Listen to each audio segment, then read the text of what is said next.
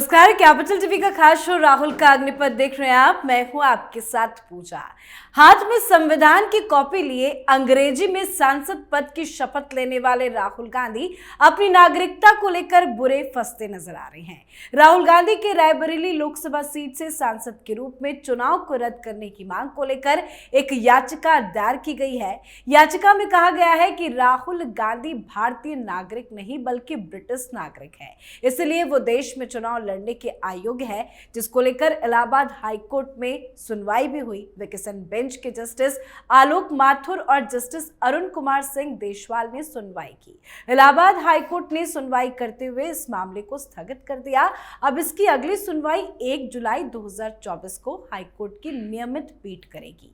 तो सुनवाई के दौरान क्या क्या हुआ, अब आगे इस मामले में क्या होगा, कैसे ये केस राहुल गांधी के लिए बड़ा बनता जा रहा है, आज इसी पे चर्चा करेंगे। मेरे साथ स्टूडियो में मौजूद हैं कैपिटल टीवी के एग्जीक्यूटिव एडिटर राजीव जी। सर, आपका बहुत बहुत स्वागत है। धन्यवाद। क्या कुछ हुआ सुनवाई में? देखिए, सुनवाई तो टेक्निकल रीजन से स्थगित कर दी गई। अभी केस के मेरिट पर चर्चा नहीं हुई है। केस के मेरिट यानी कि राहुल गांधी के सिटीजनशिप और राहुल गांधी को चुनाव क्यों नहीं लड़ना चाहिए था इस मसले में, क्योंकि 2 साल की सजा उन्हें हुई है और 2 साल की सजा को सस्पेंड किया गया है, यानी कि स्टे लगाया गया है, सजा खारिज नहीं किया गया।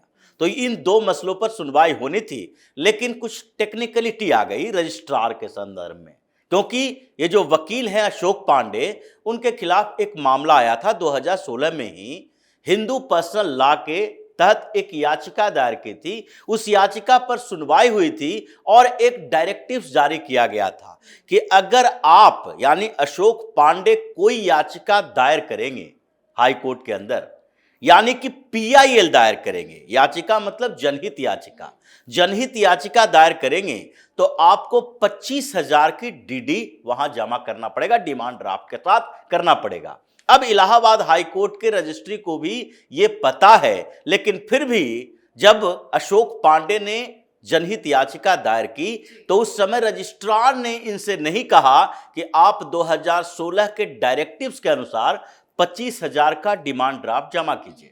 इस बात को लेकर दोनों जज जो बेंच में बैठे थे, उन्होंने वो मुद्दा उठाया कि आपको तो रजिस्ट्रार के यहां 25,000 का डिमांड ड्राफ्ट जमा करना था, आपकी याचिका है ये, और इस याचिका के साथ आपको चाहिए ही था, क्योंकि ये 2016 का मामला है। 2016 में ही आपके खिलाफ ये चार्जेस लगे थे, तो फिर डायरेक्टिव जारी किया गया था। अब ये बात जो थी ये आगे के लिए स्थगित कर दिया गया कि जब तक 25,000 रुपया जमा नहीं करते इस पर सुनवाई नहीं होगी।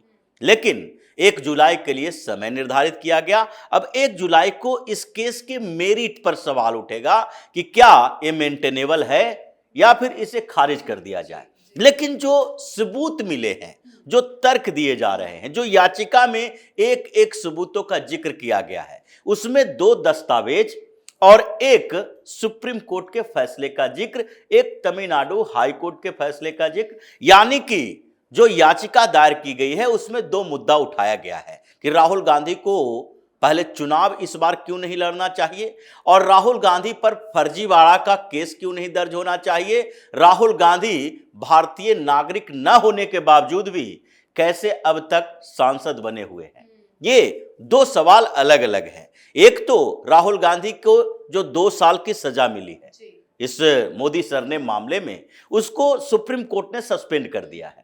लेकिन सुप्रीम कोर्ट में सस्पेंड करने के बाद भी यह नहीं कहा गया कि यह सजा ही रद्द कर दी जाती है, जिसके कारण आगे आप कोई भी पॉलिटिकल एक्टिविटी में और खासकर किसी चुनाव में शामिल हो सकते हैं। इसके लिए एक स्पेशल परमिशन की जरूरत होती है कि अगर आप सजा याफ्ता हैं तो आप चुनाव लड़ना चाहते हैं तो आपको उसी कोर्ट से स्पेशल परमिशन चाहिए जिस कोर्ट ने आपकी सजा पर स्टे लगाया है। अब यह मामला इसमें इसलिए शामिल किया गया क्योंकि इनके आसपास ही, अगर अफजल अंसारी की बात करें जो गाजीपुर से अभी सांसद बन के आया है, लेकिन उसका शपथ ग्रहण समारोह नहीं हो पाया क्योंकि सुप्रीम कोर्ट ने 4 साल की जो सजा उसकी हुई थी उस पर स्टे तो लगा दिया था, लेकिन अफजल अंसारी को गैंगस्टर एक्ट के तहत सजा हुई है, जिसके कारण उसकी सांसदी चली गई थी और उसके बाद वो हाईकोर्ट में गया। इलाहाबाद हाईकोर्ट में भी सुनवाई होनी है उसके बाद वो सुप्रीम कोर्ट में गया, हाई कोर्ट ने खारिज कर दी, तो सुप्रीम कोर्ट ने कुछ शर्तें लगाई, लेकिन सजा को सस्पेंड कर दिया गया कि अभी सजा नहीं होगी।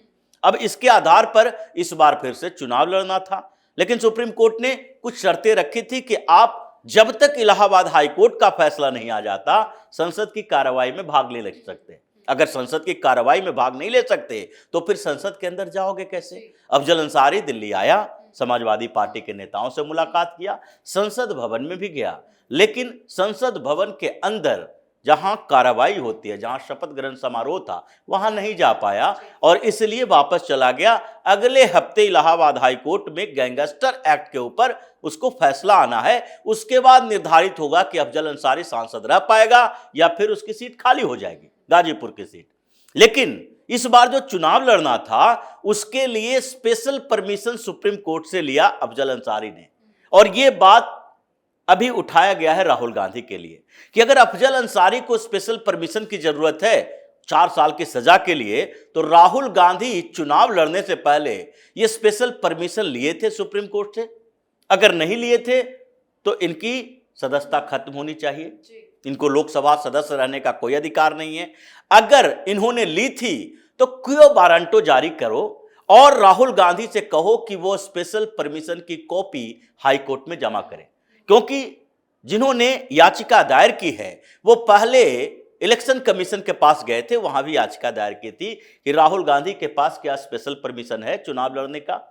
फिर उसके बाद उन्होंने रिटर्निंग ऑफिसर को भी एक याचिका दायर की थी, उनको भी लिखा था लेटर कि आप राहुल गांधी का जो नॉमिनेशन फॉर्म है जो फाइल कर रहे हैं उसके साथ क्या उनके स्पेशल परमिशन है सुप्रीम कोर्ट का कि वो चुनाव लड़ने के योग्य हैं, क्योंकि अभी तक तो अयोग्य ठहराए जा चुके हैं। 2 साल की सजा इनकी है और 2 साल की सजा रद्द नहीं हुई है, उसके ऊपर स्टे लगा है। अब ये मामला फंसा हुआ है, क्योंकि इस मामले में अगर राहुल गांधी ने स्पेशल परमिशन नहीं लिया, जो कि जरूरत नहीं थी, स्पेशल परमिशन उन्होंने लिया नहीं होगा, अगर लिया होता तो अब तक सीधे आकर कांग्रेस के लोग या अभिषेक मनु सिंघवी जैसे लोग कहते कि हमने स्पेशल परमिशन ले लिया है। उन्होंने लिया नहीं है तो अब हाई कोर्ट से नोटिस जाएगा कि आप अपना परमिशन दिखाइए, क्योंकि इसमें जिक्र किया गया है BR Kapoor versus state of Tamil Nadu का एक जिक्र किया गया है कि उस मामले में सुप्रीम कोर्ट ने भी फैसला दिया था कि अगर किसी को 2 साल की सजा हो जाती है, 2 साल या उससे अधिक की सजा होती है, तो उस सजा के बाद वो किसी भी सदन का सदस्य नहीं रहेंगे, राज्यसभा, लोकसभा या फिर विधानसभा, विधान परिषद का। और साथ ही चुनाव लड़ना है तो उसके लिए आपको स्पेशल परमिशन की जरूरत होगी, जब तक उस सजा को स्टे लगा दिया जाएगा, सस्पेंड कर दिया जाएगा किसी ऊपरी अदालत में। तो ये स्पेशल प्रोविजन तो है, आप चुनाव लड़ सकते हैं, कोई दिक्कत नहीं है, लेकिन जिस अदालत ने आपकी सजा पर रोक लगाई है उस अदालत से आपको एक परमिशन लेना पड़ता है स्पेशल तरीके से कि हम अभी चुनाव लड़ना चाहते हैं, आगे अगर सजा बरकरार रह गई तो हमारी सदस्यता चली जाएगी। यह तो पहला आधार हुआ जो मोदी सरनेम के मामले में है। लेकिन दूसरा, यह सबसे बड़ा आरोप जो लगा है कि राहुल गांधी ब्रिटिश नागरिक हैं। इसके लिए 2 दस्तावेज दिए गए हैं। एक दस्तावेज है जिसमें एक कंपनी का जिक्र किया गया है, बैकअप लिमिटेड का, कि जिसके ये प्रोप्राइटरशिप था, इनके पास ये डायरेक्टर हुआ करते थे और वहां पर वो 2003 से लेकर 2009 तक उस कंपनी के डायरेक्टर रहे। पहले ये लंदन में ही रहते थे, ब्रिटेन में पढ़ाई करते थे और वहीं पर इन्होंने कारोबार शुरू किया था। उसके बाद इन्होंने 2006 में जो रिटर्न्स दाखिल किए थे उसमें साफ तौर पर कहा था कि राहुल गांधी ब्रिटिश नागरिक है। अब 2004 का एक दस्तावेज है, ये तो कंपनी का दस्तावेज हो गया। 2004 में राहुल गांधी अमेठी से चुनाव लड़ने गए, वहां इन्होंने एफिडेविट दिया था और उस एफिडेविट में राहुल गांधी ने साफ तौर पर कहा था कि हमारे पास ब्रिटेन के बैंक में कई अकाउंट है वहां पर अकाउंट खुला कैसे? आप भारतीय सिटीजन थे तो वहां के बैंकों ने अकाउंट किस आधार पर खोला? हो सकता है आप जब वहां स्टूडेंट वीजा पर गए, वहां पढ़ाई कर रहे थे तो अकाउंट खुल गया। लेकिन उसी में एक और एफिडेविट में जिक्र किया गया है कि वहां का एक कंपनी है बैकअप लिमिटेड, उस कंपनी का प्रोप्राइटरशिप हमारे पास है।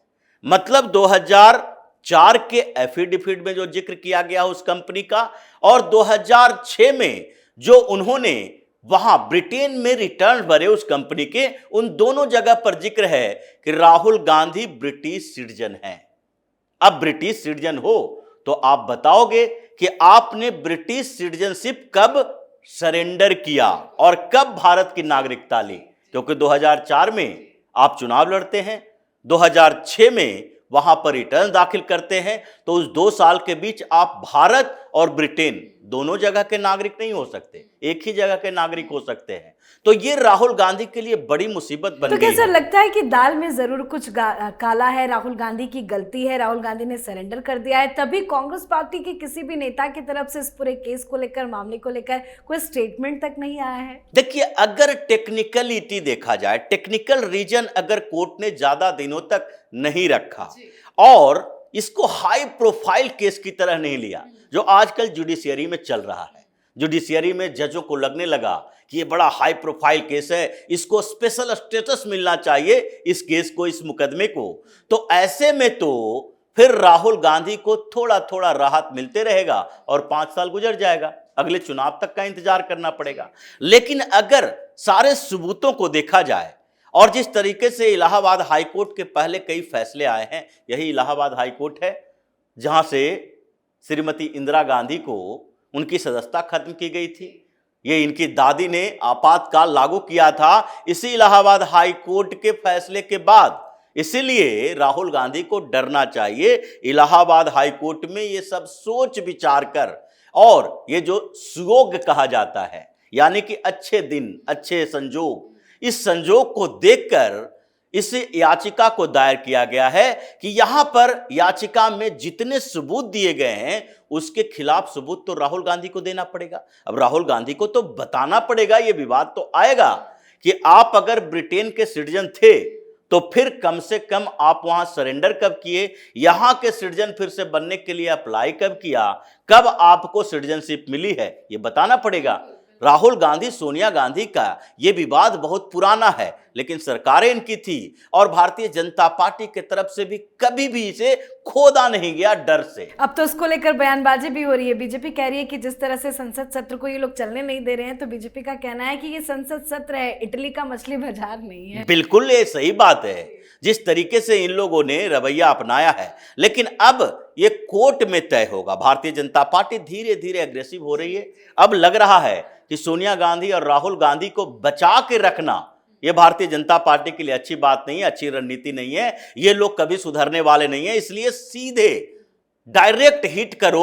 और अब यह मसला पॉलिटिकल भी होगा, अब कोर्ट का फैसला आएगा, राहुल गांधी की सांसदी इस बार फिर चली जाएगी। जी, बहुत बहुत धन्यवाद सर समझाने धन्यवाद। के लिए। तो राहुल गांधी के सामने एक बड़ी मुसीबत आ खड़ी हो गई है। इलाहाबाद हाईकोर्ट की लखनऊ पीठ में जनहित याचिका दायर की गई है। याचिका में कहा गया है कि राहुल गांधी भारत के बजाय ब्रिटेन के नागरिक है, इस आधार पर उनका निर्वाचन रद्द करने की मांग भी की गई है। अब इस याचिका पर सुनवाई 1 जुलाई को होगी। तो वहीं अमित शाह से जुड़े मामले में भी राहुल गांधी को सुल्तानपुर की एमपी एमएलए कोर्ट ने 2 जुलाई को तलब किया है। मतलब चारों तरफ से राहुल गांधी फंस चुके हैं। इस पर आप अपनी राय कमेंट कर लिखें। देखते रहिए कैपिटल टीवी। नमस्कार।